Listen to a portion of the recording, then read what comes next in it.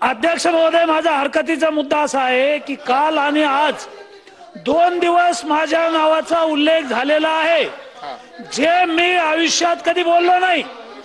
40 वर्ष मी राजकारणामध्ये आहे।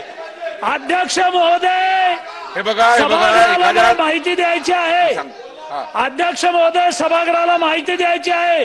13 कोटी जनतेचं हे सभागृह आहे। बोला, या उच्च सभागृहामध्ये मी जे बोललोच बोललो, अशा प्रकारचं जे वक्तव्य काही सदस्यांनी केलेलं आहे, याच्यामध्ये राजकारण आहे। अध्यक्ष महोदय, मी गेली 40 वर्ष राजकारणात आहे आणि शेतकऱ्यांचे 25-25 हजार लोकांचे मोर्चे काढले, आंदोलन केली।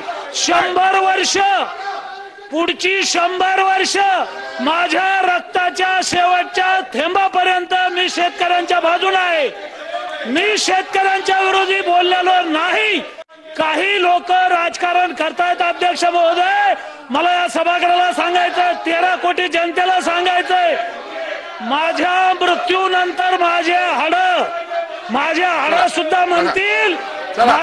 सुद्धा म्हणतील, की मी शेतकरी आहे। रक्ताच्या शेवटच्या थेंबापर्यंत मी शेतकऱ्यांच्या बाजूला आहे।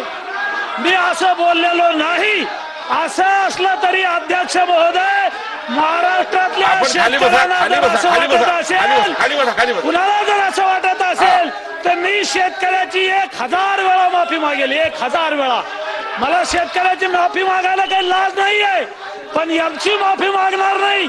याला राजकारण करायचंय। पिंपळाचं पान पडलं, हे लोक म्हणतात पिंपळगाव जळालं, ह्यांना राजकारण करायचं। अध्यक्ष महोदय, मी शेतकऱ्यासाठी 40 वर्ष लढलो।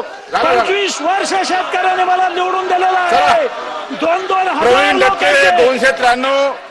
293 वरती चर्चा सुरू करूया। आपलं म्हणणं सांगितलं।